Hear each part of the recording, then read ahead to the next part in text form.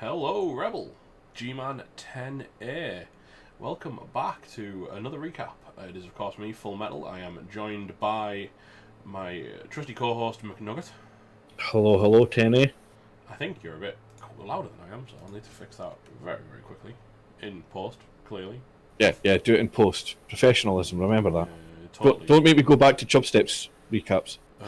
Anyway, yes. What a week, right? It's only going to be a quick one, because, frankly, I'm knackered. And you've got a tabletop tournament to go away to, haven't you? I do indeed. Metal's just back from Prague, and I'm away to York tomorrow. Jumping so yes. directly in the leaderboard, I've noticed there's a thing. I mean, admittedly, you have played this week's game, which feels like cheating. I do it to put the pressure on certain coaches. Well, yeah, but we're not going to talk about your win this week, other than that there was a win this week. But look at that, 6-1-0 with Muppetillo. He's made us. I said that Muppetillo was one to watch this season, right from the beginning. And a man has made a statement, and the statement is, look at me, unbeaten, 7 games. I can only hope that stretches to 8 games. Yeah. You want him to beat an opponent, are you? Well, we'll talk about that momentarily. Yeah. But when we get to it, you'll see why. But I will point out that his only draw the person that is so far spoiled his perfect record would be none other than myself. Mm-hmm. Although, he's still unbeaten, which is a decent record. Now, looking on, you're second, but again, you've played next. You've got a game in hand. Louis M proving Dice he Lord. is no joke. The Dice Lord himself, the Doesn't read Twitch chat. ignorer. And I think it's fair to say we've hit that point where there's only really Captain Yasarian and potentially Hordemaster on a massive outside who are still in the running here. Yeah, I would probably say that, yeah. Hordemaster's draw is kind of just keeping him in there, but needs some big losses in the people above him, but he's still in with a chance, yeah. Draws are better than a loss, is the point. Yes, definitely. Yeah. Sadly for everyone else, the bottom of the table is looking kind of sad, and I'm sorry for you guys. Right? I'm not going to spend too much time on it. You probably already feel rough about it. We'll look at the schedule and then we will move on. So, yes, week 7, Crocodile Dundee's put a 2-2 against Tooth and Court. Now that sounds like a good game, actually. it is. No, I remembered you were back in the Wood Elves here, and I kind of said I thought it would be a lot closer, and it kind of looks like that's what the case has been. Draw. I mean, it's not a win, but it's yeah. I don't think I was too far off the mark. Is my point. Zamaji Severa pulling a 1-1 against the Dan Horde. That was a big one for Zamaji, and that's probably basically the nail in the Dan Horde's coffin. I feel. Orc Nudos coming in with the 2-1 over the Rapscallywags. Yet again, very much a solid result for, kind of, if anyone was going to beat Orc Nudos, one of them was the Rapscallywags, and they didn't manage to do it, so I feel I actually watched that game, and although it may look like a classic 2-1 Orc grind, it was far from it. Muppetillo, I think, almost did everything he could to not win that game. And was mainly berated by me in chat saying, "What are you doing?" in my best Spanish. Just waiting till he'd done something stupid, and then it was the opponent's turn. Then you go, "Well, why did he do that?" Yeah, there was a big double one failed dodge by the Rapscallywags at a key moment that basically turned it from a Scallywag win into an Orc win. Oof. Yeah. Big oof. And then we see, obviously, you took a 1-0 against maybe a season. The Glark Deathrips back into position, smackdown. Yeah, the Glark Deathrips Jr. took on Thank You Parents with a 2-1, which kind of expected it. Sorry, Thank You Parents. And then the one I backed Mark of Nurgle to take the win here with my bold prediction last week. And, well, yes. Helgen fully you can't beat the dice. Helgen fully experiencing the Season 1 Nurgle lifestyle. God, poor Helgen. Right, let's have a look at the teams really, really quickly. See what's developed, what hasn't. There's still a horde of these bloody undead. There's a lot of them, that's for sure. Not much more development. I mean, they're still looking strong, but there's just it's I wish I could find Pokemon like this. Jesus, it's ridiculous. Yeah. It's utterly ludicrous. Meshuggah, did he get any development out of his game? Has he finally pushed those sort? No, he really didn't. Sorry, Meshuggah. It turns out Like, you got a 2-2, but it looks like your Saurus is still. Oh, you got Walter up and he's got guard. That's nice. I like that. Yeah. Still a 5 out of 6 and a 4 out of 6. So hopefully, not much to say really, is there? Like I say, if you want to know more in-depth details, oh god, what happened to the Zamaji Severa took a kicking? They played me. Makes some sense. I like the strength for Berserker though. That's pretty awesome. He just rolled that, yeah. Before that game, he had 11 players, and one was Niggle that was invincible, and the minus move guy was still there. But he had 11 fresh players against me. And now he doesn't. No. That being said, like that strength for Berserker, that's like a better Ulf, right? Because he's got every 3 and he starts with block. That's really good. Also, I will say, and T Code will admit this, because we were joking about his Yeti, and I said that he should fire it before our game, because I didn't want to face Claw. His Yeti is the worst Yeti in the entire game. It honestly is. I think it both downed itself 3 times, Oof. and then failed GFI. I made the mistake of thinking I had to worry about it. I could have just left it on its own the whole match.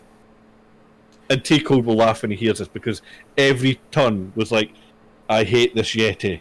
I hate this Yeti. I had a tree like that in Clan once. I used to joke that it was literally the worst tree in Clan League. Yeah. And yeah, I know your pain, T Cold. I know your pain. But let's have a look at the oh god, just filth. Get more guard. Again, is all I have to say. I like where the bulls are going. I like you just got break tackle, right? That's new. Oh, are you just missing Rap Scallywags? Yeah, we'll come back to them. Okay. My team's not had any level ups this week, sadly. Oh, okay. I'm sure the break tackle's fairly new. No, I had both bills. I think the break tackle was 2 weeks ago. Oh, okay. Well, we'll stop looking at you then. I don't care anymore. Okay. Yeah, I got MVP on a Chorf. I'm always happy about that. So that's really good, to be fair. The 2 rookie ones are 4 and 5 out of 6. So we're getting into a world where he's only got 3 move busted players. One of them is still a gutter runner, sadly. But he's slowly but surely filtering them out. We're going to get to a world where he has no move busts, maybe, possibly. Eventually. But the worry is we'll get to a world when he has no move bust because they're all dead. I mean, they're not dead yet. He's still got 13 players.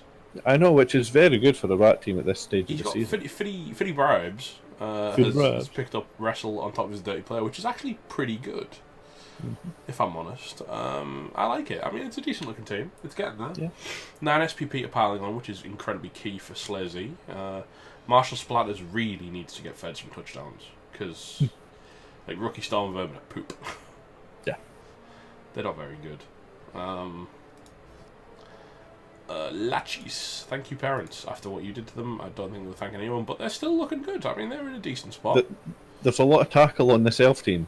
This is an elf team that hates, like really hates Dodge. other elf teams. Yeah. Which feels kind of appropriate for like the emo elves. Yeah. I presume a lot of this is due to the running end of the season. Yeah. To take the tackle over the dodge. I definitely feel like it's built for, the back end of the season, long term play kind of situation. I like this team. I think it's looking okay. I'd like a bit more dodge. I think, the 2 blitzers with tackle might benefit from getting dodge really, really soon. Or, Yeah. But it's not a bad team. It's getting there. It's getting there, yeah. Helgen.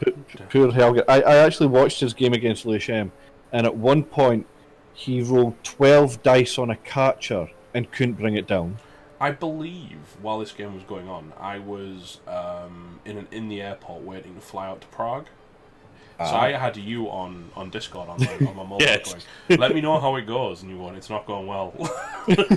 Basically, and as if having 12 dice on stupid catchers, and I don't think Helgen actually cast a single slam player I'm all going game. to talk to you why this is.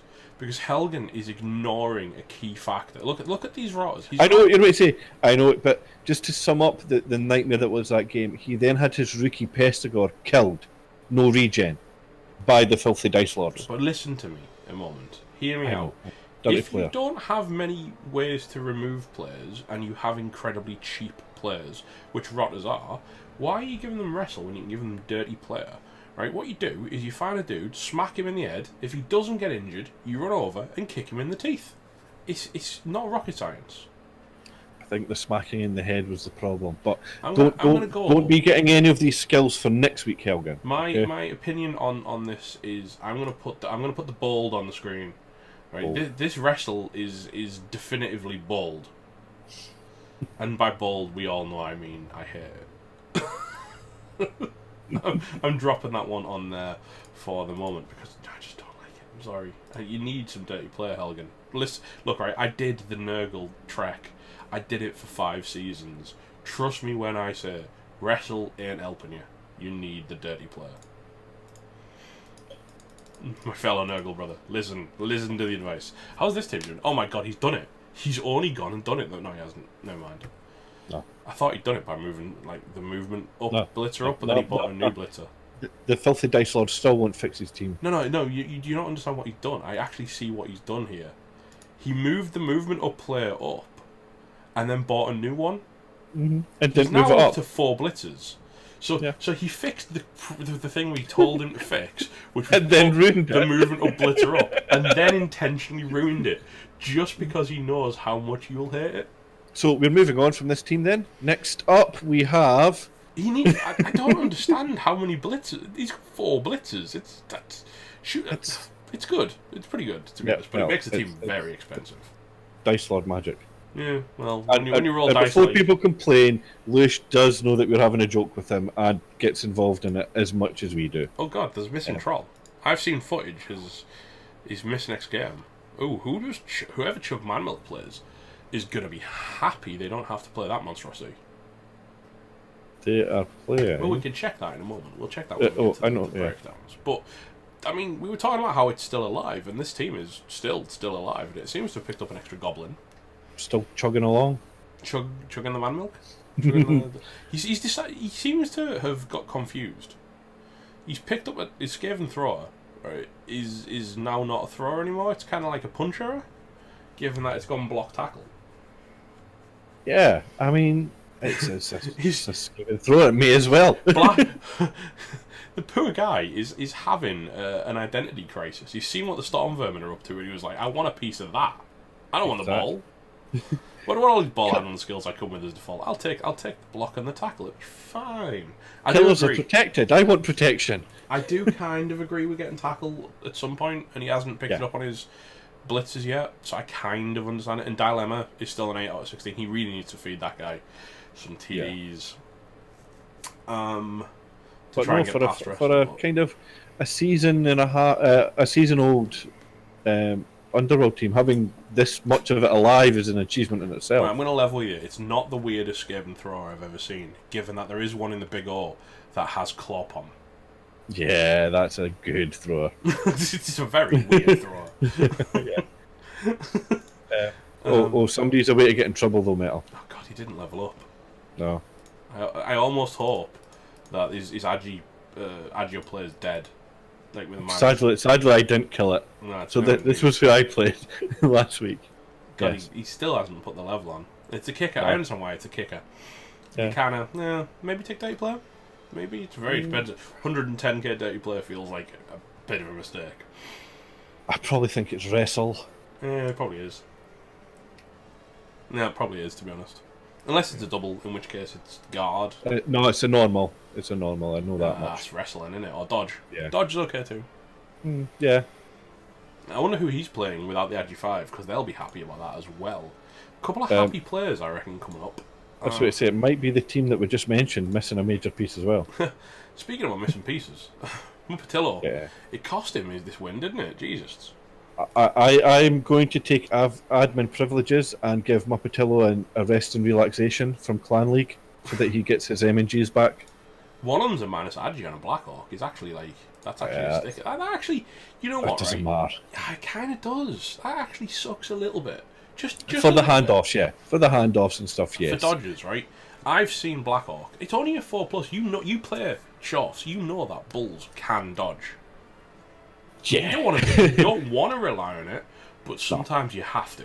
Sometimes it is, however, at that sweet spot where it probably, if depending on the rolls of money in the next round, it can be replaced because he's already at 120k in the bank. I reckon if he doesn't have any casualties next game, Muppet, I reckon you probably replace that with a fresh one because it's only got 2 out of 6. And if you get a big, even if you go above 150k, you'd probably replace it, mate. You'd probably replace it. And like all good orc throwers in Rebel, it got plus movement. Well, that was a while ago. It's got block now.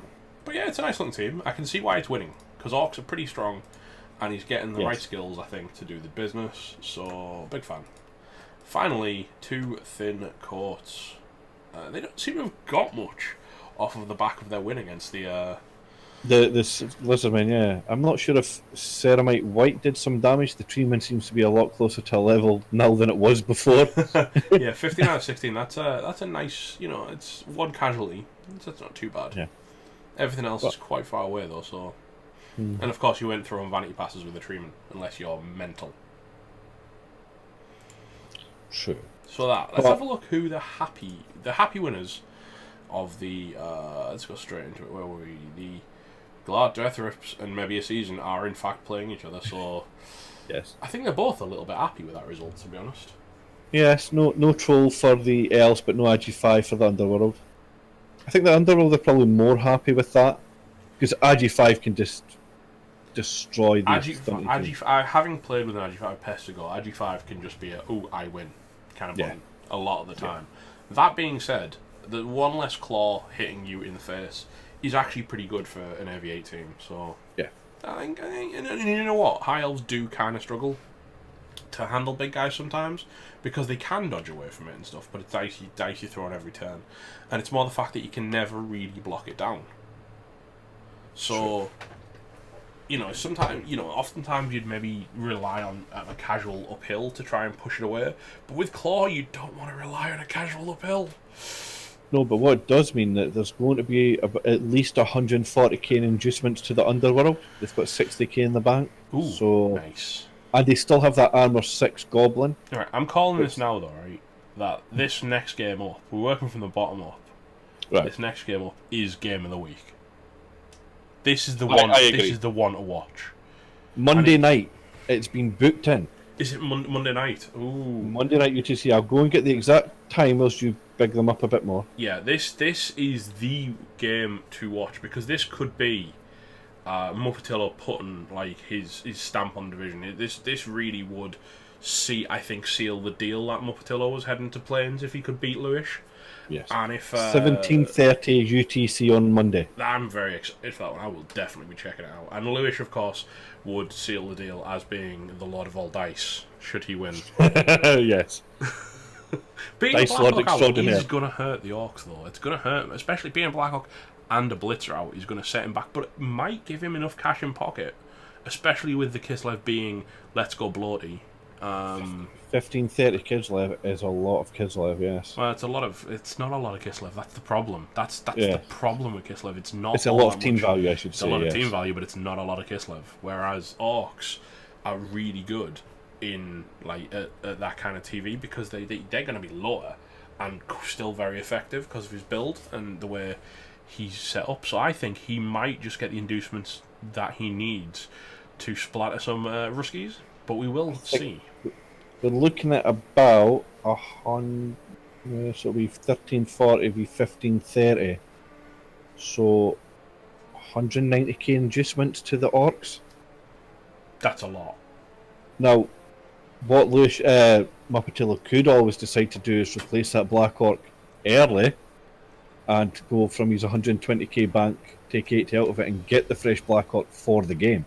That might be worthwhile. I don't know. Obviously, we don't want to provide too much advice, but I think this one is a game. It would still leave them with a bribe to get as well. I think this one is a game that Lewis is going to need to really kind of respect. Yeah, he can't just casually throw a ton of dice at the problem because Muppetillo's just too experienced for that. Yeah. Anyway, Mark and Nurgle taking on the Damned Horde. Well, there's a lot of things to punch for the Mark and Nurgle, but I don't necessarily know if that's a good thing, given that the Damned Horde will be quite happy to foul those valuable players when they go down. This is the kind of game that is not... It's lose-lose for the Nurgle, really, because even if you start getting casualties, and assuming they don't regen, there's still a massive goddamn bench. A 5-man bench. 5-man benches. Mummies You're are not strong getting enough to fight back against you, so you don't really have the strength advantage. And Yeah. the whites are better at killing than you are. Well, the pile-on one, certainly. The pile-on one. I also think this is a game where you... Sometimes when you play these undead teams, that you will try to take out the armory, zombies, to try and get advantages. This will be a surgical extraction on positionals. But you don't just mainly to try and get... to give them as many zombies on the pitch over whites and ghouls as possible. I mean, to be fair, if it's even looking vaguely rough for the damn Horde, they could just pull all of their positionals off and just swamp the Nurgle team. And the Nurgle team being so unmanoeuvrable can't really do much about it, other than just keep punching through zombies like it's some kind of like Left 4 Dead scenario. Yeah. And like I say, it's lose-lose, because even if they do kill one of those zombies, they don't get a rotter. So it's... No. It sucks. This match sucks for Helgen. I'm sorry, man. This is not a good match. Thank you, Parents versus Crocodile Dundee's. I kind of feel like, especially with that... the guard Crocosaurus from Meshuggah. Just going to continue to strangle out. The strength advantage is massive already. Yeah. I think this one's going to go Crocodile Dundee's way, personally, but it's going to be tight. I do. The problem is the Dark Elf's face is there's not a lot of dodge on them, so the game of normally basing up Saurus to play the blodge and then dodge away game is a bit more dangerous. Yeah, and Moppetillo's smart enough to protect his skinks very well. Yeah, but the elves are pretty good at getting at skinks, and there's a lot of tackle on Thank You Parents, so there is. That's so if something you get that to you them, need they've to got a good respect chance. a lot. Yeah, Thank You Parents might have a winner just out the fact that they just keep hitting skinks. And finally, Two Thin Coats versus Rapscallions. I think that's a tough one to call. Yeah, I think it's going to be Mighty Blow. I think that the tackle thrower could be a legend here. Could we potentially see a proper shootout, like a proper big one? A proper big one. I think if Bassman doesn't overstall, we could see a proper shootout. It's not Bassman. It's Two Thin Coats. That's the Wood Elf. Sorry. Yeah, it's Woodies. Yeah, we could indeed. I'd like that to tree see could that. get leveled. The tree is likely to get leveled because it'll be hitting line rats a lot. There's a lot of SPP on the table for it if it wants it. And you really want it at this point. I think that second level will be pretty awesome. I think this could go big. It could be a Breedy Boron like 2-1 or something. And don't do that. I don't see it though. I see Slazy doing some damage with Claw Mighty Blow tackle on those catchers, and you've always got the Strength 3 Strip Wrestle Gutter Runner, which that's can be pretty very tasty as well. Yeah, I think they're in a situation where they're both so good at taking the ball off each other. The best strategy is to just keep scoring. Definitely. If you don't hang around, if you don't cage, if you don't stall, if you just keep going balls to the wall, it's very hard to take the ball off of someone because it's never you don't have the ball long enough on the pitch very long. Yeah. Anyway, sorry it was so brief, guys. Like I said, I unfortunately my flight was really delayed last night, and I'm knackered, and McNugget has to bail really early in the morning, so we're gonna leave you with that. I hope you enjoyed it. We'll be back to properly normal next week, I hope. Unless, we get another curveball. So once again, thank you, McNugget. It's always a pleasure.